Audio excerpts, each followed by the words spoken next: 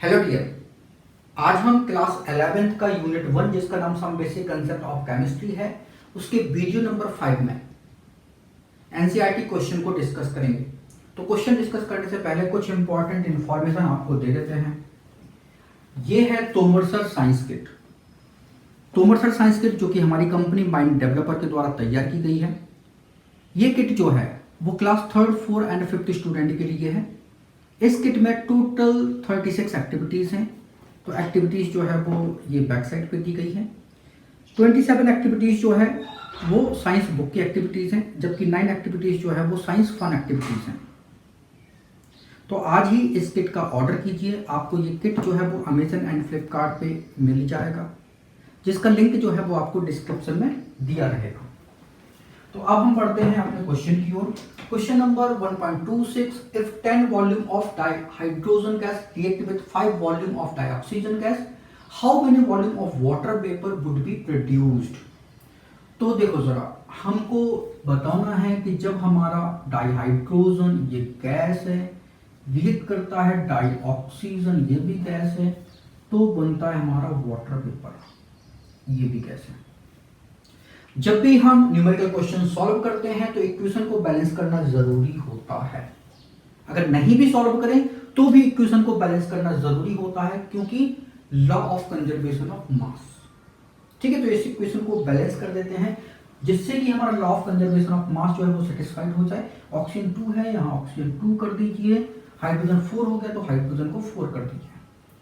अब हमारा रिलेशन क्या है, हमको ये पता है कि 2 मोल हाइड्रोजन रिएक्ट कर रहा है 1 मोल ऑक्सीजन से, तो हमारा 2 मोल जो है वो वाटर वेपर बन रहा है। चूंकि रिएक्टेंट आपका गैस है और प्रोडक्ट भी गैस है, तो यहां पे गिब्स लॉ जो है वो अप्लाई हो जाएगा। अब क्वेश्चन कहता है कि 5 वॉल्यूम जो है वो डाइऑक्सीजन और 10 वॉल्यूम जो है वो डाइहाइड्रोजन। तो डाइहाइड्रोजन का यहाँ पे 10 वॉल्यूम है और डाइऑक्सीजन का 5 वॉल्यूम है। रिएक्ट कर रहा है तो कितना वॉल्यूम जो है वो वाटर का बनेगा, वाटर वेपर कितने वॉल्यूम जो है वो बनेगा, आपको ये बताना है। तो देखो जरा, 2 वॉल्यूम इसके 1 वॉल्यूम से रिएक्ट करता है तो इसका 2 वॉल्यूम जो है वो बन रहा है। अब यहाँ पे वॉल्यूम हमने क्या कर दिया, 5 टाइम्स बढ़ा दिया, अब 10 वॉल्यूम हो गया। तो यहां भी वॉल्यूम जो है वो 5 टाइम्स बढ़ जाएगा। तो निश्चित तौर पे यहां भी वॉल्यूम जो है वो कितना बढ़ जाएगा, 5 टाइम्स बढ़ जाएगा। मतलब ये 10 वॉल्यूम जो है वो आपका वाटर वेपर जो है वो बनेगा। ठीक है ना, तो 10 वॉल्यूम वाटर वेपर जो है यहां पे बनेगा। आप ऐसे भी सॉल्व कर सकते हो यूनिटरी मेथड से। Since 2 mole dihydrogen react with 1 mole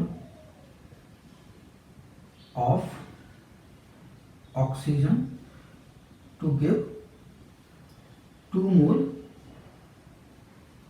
water vapor।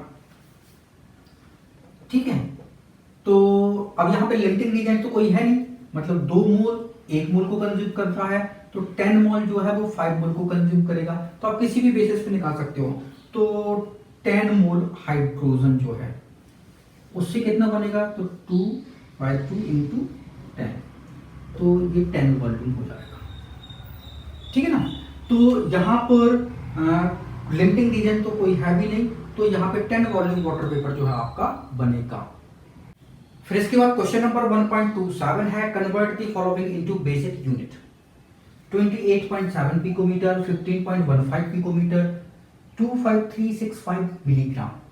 तो देखो जरा, पिकोमीटर जो है वो लेंथ की यूनिट होती है और मिलीग्राम जो है वो मास की यूनिट होती है। तो लेंथ जो है, लेंथ की बेसिक यूनिट जो है वो मीटर है और मास जो है इसका बेसिक यूनिट जो है वो किलोग्राम होता है। तो इस पिकोमीटर को हमें मीटर में कन्वर्ट करना है, इस पिकोमीटर को हमें मीटर में कन्वर्ट करना है और इस मिलीग्राम को हमें किलोग्राम में कन्वर्ट करना है। ठीक है, तो बेसिक यूनिट हमारी आ जाएगी। तो सबसे पहले हम करते हैं कन्वर्ट। पिकोमीटर रिलेशन क्या होता है, तो हमको पता है 1 पिकोमीटर ये इक्वल होता है 10 टू द पावर -12 मीटर। ठीक है, तो इसके हम फैक्टर बना देंगे, तो 1 picometre upon 10 to the power -12 metre equal to 1, और आप इसको 10 to the power -12 metre 1 picometre. ठीक है, तो बस फैक्टर से मल्टीप्लाई कर देते हैं, तो 28.7 ये क्या है हमारा पिकोमीटर है, इनटू फैक्टर से हमें मल्टीप्लाई करना है कि मीटर ऊपर आए, तो मीटर ऊपर इस वाले यूनिट फैक्टर में आ रहा है, तो ये वाला फैक्टर मल्टीप्लाई कर देते हैं, तो 10 टू द पावर -12 मीटर और ये 1 पिकोमीटर, तो ये से ये हमारा कैंसिल हो जाएगा, तो 28.7 into 10 to the power -12 metre हो गया, या 2.87 into 10 to the power -11 metre. Decimal इधर खिसकेगा लेफ्ट साइड, तो फिर पॉजिटिव पावर जो है इंक्रीज होती है, तो ये 10 टू द पावर -11 हो जाएगा। ठीक है, ऐसे यहाँ पे करना है, ये पिकोमीटर है, तो ये दूसरा वाला देखो 15.15 ये पिकोमीटर में है, यूनिट फैक्टर जो है वो हमको ये वाला मल्टीप्लाई करेंगे। ठीक है ना, तो 10 टू दी पावर -12 मीटर और 1 पिकोमीटर, तो पिकोमीटर से पिकोमीटर कैंसिल, तो 15.15 into 10 to the power -12, right. इसको हम ऐसा भी लिख सकते हैं 1.515 10 टू दी पावर -11 हो जाएगा। ठीक है, डेसिमल इधर किसका, तो पावर जो है वो -11 हो गया। अब थर्ड वाला देखते हैं, ये मिलीग्राम है। थर्ड वाला देखो, तो इसके यूनिट फैक्टर क्या होते हैं, हमें किलोग्राम में कन्वर्ट करना है, तो हमको पता है कि 1 किलोग्राम इक्वल होता है 1000 ग्राम के। ठीक है, और 1 ग्राम मतलब होता है 1000 मिलीग्राम के। क्लियर है, तो बस हमको ये हमारा कितना है 25365, ये क्या है हमको मिलीग्राम में दिया है, तो अब हमें यूनिट फैक्टर से मल्टीप्लाई करना है ताकि ये जो है वो कैंसिल हो जाए, तो मिलीग्राम कैंसिल हो जाएगा, मतलब मिलीग्राम नीचे आएगा तो ग्राम ऊपर आएगा, तो ये 1 ग्राम और ये 1000 मिलीग्राम। ठीक है, इनटू, अब चूंकि हमें किलोग्राम में यूनिट चाहिए तो किलोग्राम ऊपर आना चाहिए और ग्राम नीचे आना चाहिए, तो 1 किलोग्राम ऊपर और 1000 ग्राम नीचे। ठीक है, तो ये इनको हम यूनिट फैक्टर में कन्वर्ट कर लेंगे जैसे हमने यहाँ पे किया था। ठीक है, तो बस देखो जरा, मिलीग्राम से मिलीग्राम कैंसिल, ग्राम से आपका ये ग्राम कैंसिल, तो ये आ जाएगा 25365 इंटू ये 10 टू द पावर 3 है और ये भी 10 टू द पावर 3 है, तो 10 टू दी पावर -6 होगा, ऊपर जाएगा तो 10 टू दी पावर -6 बनेगा। ठीक है, अब इसको हम डेसिमल के फॉर्म में लिखेंगे, तो 1 2 3 4, तो 2.5365 अगर करोगे तो 10 टू दी पावर -2 हो जाएगा। ठीक है ना, तो बस ये जो है हमारा किलोग्राम में आ जाएगा, राइट। तो ऐसे हम बेसिक यूनिट में कन्वर्ट कर लेते हैं। फिर इसके बाद क्वेश्चन नंबर 1.28 है, which one of the following will have largest number of atoms. तो लार्जेस्ट नंबर ऑफ एटम्स किस में होंगे, 1 ग्राम गोल्ड में, 1 ग्राम सोडियम, 1 ग्राम लिथियम, 1 ग्राम क्लोरीन। तो लार्जेस्ट नंबर ऑफ एटम जो है वो हमको बताना है। तो देखो जरा, मोल और नंबर ऑफ एटम्स में क्या रिलेशन होता है, तो मोल जो होता है वो हमारे कुल होता है नंबर ऑफ एटम्स या number of molecules upon Avogadro number. ठीक है, ये रिलेशन होता है। तो हमें बताना है कि नंबर ऑफ एटम्स जो है वो किस में ज़्यादा होंगे, तो अगर नंबर ऑफ मोल जिसमें ज़्यादा निकल जाएं तो उसमें नंबर ऑफ एटम्स भी ज़्यादा हो जाएंगे। क्लियर है, तो बस अब हम सबके मोल्स जो है वो निकाल लेते हैं। तो देखो जरा, मोल ऑफ गोल्ड ये कितना होता है, नंबर ऑफ एटम्स मतलब ये mass of gold upon molar मास या एटॉमिक मास। तो गोल्ड के मोल जो है वो कितने आ जाएंगे, मास गोल्ड का कितना है 1 ग्राम दिया है और एटॉमिक मास होता है 197। ठीक है ना, दूसरा देखो, मोल निकालना है किसके, सोडियम के। तो mass of sodium upon molar मास या फिर एटॉमिक मास। तो मोल ऑफ सोडियम जो है, मास सोडियम का कितना है, ये भी 1 ग्राम दिया है, और एटॉमिक मास होता है 23। ठीक है, फिर इसके बाद हम थर्ड नंबर देखते हैं, मोल ऑफ लिथियम। तो ये मास ऑफ लिथियम हो जाएगा, और ये मोलर मास या फिर एटॉमिक मास ऑफ लिथियम, ये तो रिलेशन होता है। तो ये कितना दिया है, ये भी 1 दिया है, और इसका एटॉमिक मास होता है 7, तो ये मोल ऑफ लिथियम आ गया। फिर इसके बाद फोर्थ नंबर देखते हैं, मोल ऑफ क्लोरीन। ये mass of chlorine upon molar mass of chlorine. ठीक है, तो मोल ऑफ क्लोरीन निकालना है, तो मास ऑफ क्लोरीन कितना दिया है, ये भी 1 दिया है। मोलर मास क्लोरीन का होता है 71। ठीक है, तो इतने मोल जो है वो आ जाएंगे। अब चूंकि यहां पर हमको क्या बताना है, नंबर ऑफ एटम्स जो है वो बताने हैं, तो नंबर ऑफ एटम्स जो है वो सबसे ज्यादा जो है वो किस में होगा, सबसे ज्यादा जो है वो लिथियम के केस में होगा। क्यों, क्योंकि लिथियम के केस में अगर आप देखो तो मोल सबसे ज्यादा लिथियम के केस में है, इसलिए नंबर ऑफ एटम्स भी लिथियम के केस में जो है वो सबसे ज्यादा हो जाएंगे। राइट, तो नंबर ऑफ एटम जो है वो लिथियम के केस में सबसे ज्यादा हो जाएंगे। तो हमारा आंसर जो है वो थर्ड है।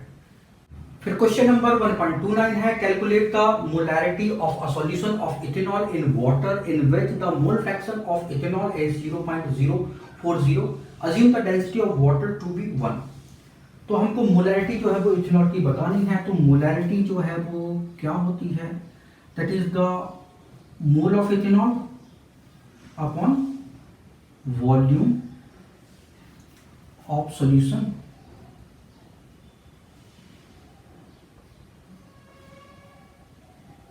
In litre. ठीक है, बस ये हमारी मोलैरिटी होती है।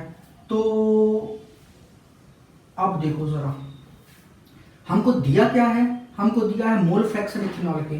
तो मोल फ्रैक्शन जो है वो इथेनॉल के कितने दिए हैं, मोल फ्रैक्शन इथेनॉल मतलब C2H5OH हो गया, ये दिया है 0.040। ठीक है, इतना हमको जो है वो मोल फ्रैक्शन दिया है। डेंसिटी ऑफ वाटर जो है वो 1 ये दी गई है। ठीक है, तो डेंसिटी ऑफ वाटर जो है वो 1 दी गई है। तो अब हमको बताना है मोल ऑफ इथेनॉल, कैसे बताएंगे। तो देखो जरा, मोल फ्रैक्शन ऑफ सॉल्यूट, मतलब सॉल्यूट तो इथेनॉल है, और मोल फ्रैक्शन ऑफ सॉल्वेंट जो वाटर है, उसका सम जो है वो हमेशा क्या होता है, 1 आता है। राइट, तो हम यहां पे क्या करेंगे, मोल फ्रैक्शन जो है वो वाटर का निकालेंगे। तो मोल फ्रैक्शन वाटर का जो है वो होता है 1 minus mole fraction of C2H5OH। ठीक है, तो मोल फ्रैक्शन ऑफ वाटर जो है वो आ गया कितना, 1 माइनस 0.040, तो ये आएगा आपका 0.96। अब यहां से हम जो है वो मोल निकाल लेंगे, किसके, इथेनॉल के मोल निकालेंगे। तो ये हमने मोल फ्रैक्शन वाटर का क्यों निकाला, उसका रीजन अभी हम बता देते हैं क्यों निकाला। तो देखो जरा, अब मोल फ्रैक्शन ऑफ वाटर ये किसके इक्वल होगा, ये होगा mole of H2O upon mole of H2O plus mole of C2H5OH। Right, हम मोल फ्रैक्शन ऑफ इथेनॉल से मोल ऑफ इथेनॉल डायरेक्ट निकाल लेते, और मोल ऑफ इथेनॉल पता चल गया, वॉल्यूम 1 लीटर लेते, तो मोलैरिटी आ जाती। लेकिन उसमें एक प्रॉब्लम थी। क्या प्रॉब्लम थी, हम बता रहे हैं क्या प्रॉब्लम थी। अब देखो जरा, मोल ऑफ वाटर कितना होगा, जब डेंसिटी जो है वो 1 ग्राम पर सेंटीमीटर क्यूब होती है। ठीक है, तो डेंसिटी अगर 1 है तो डेंसिटी क्या होता है, मास बाय वॉल्यूम। तो अगर डेंसिटी 1 है तो मास इक्वल टू क्या हो जाएगा, वॉल्यूम। मतलब कि वॉल्यूम अगर हमारा 1000 मिलीलीटर है, क्योंकि आपको मोलरिटी निकालनी है तो वॉल्यूम 1 लीटर होना चाहिए। तो अगर वॉल्यूम 1000 मिलीलीटर है तो मास कितना होना चाहिए, मास भी 1000 ग्राम होना चाहिए। तो मोल ऑफ वाटर यहाँ पर आपका कितना होगा, तो मोल ऑफ वाटर क्या होता है, mass of water upon molar mass of water. ठीक है, तो मोल वाटर के कितने आएंगे, मास वाटर का कितना है 1000 ग्राम है, क्योंकि 1 लीटर सॉल्यूशन है। ठीक है, और डेंसिटी जो है 1 है, 1 लीटर वाटर का मास कितना हो जाएगा 1000 ग्राम, और वाटर का मोलर वेट कितना होता है 18, तो ये 55.55 ये आपके मोल ऑफ वाटर जो है वो आ जाएंगे। तो बस मोल फ्रैक्शन वाटर का जो है वो कितना है 0.96, मोल ऑफ वाटर कितने आ गए 55.55। ठीक है, mole of water 55.55 plus mole of ethanol, right. तो बस अब हम ये इधर से ले लेते हैं, ठीक है, थोड़ा सा स्पेस ले लेते हैं। तो 0.96 into 55.55 plus mole of ethanol into 0.96 equal to 55.55। तो ये मल्टीप्लाई करोगे तो ये आएगा 53.328 plus mole of ethanol into 0.96 equal to 55.55। तो मोल ऑफ इथेनॉल ये कितना हो जाएगा 55.55 माइनस 53.328 अपॉन 0.96। तो मोल जो है वो इथेनॉल के आ गए, ठीक है, 2.3145 इतने मोल आ गए। तो मोल इथेनॉल के जब हमारे निकल आए तो मोल हमारा 2.3145 है और वॉल्यूम 1 लीटर है, तो मोलैरिटी जो है वो कितनी हो जाएगी 2.3145। ठीक है, ये हमारा मोल पर लीटर, ये हमारी मोलैरिटी हो जाएगी। ठीक है, तो मोलैरिटी जो है वो इतनी आ जाएगी। तो यही हमारा आंसर हो गया। अच्छा, हमने यहाँ पे मोल फ्रैक्शन वाटर के क्यों निकाले, जबकि मोल फ्रैक्शन जो है वो इथेनॉल के हमको दिए थे, तो उससे भी हमारा जो है वो मोल ऑफ इथेनॉल आ जाता, बिल्कुल आ जाता। तो कैसे आता, तो मोल फ्रैक्शन ऑफ इथेनॉल, ये मोल ऑफ इथेनॉल होता, ये मोल of ethanol plus mole of water.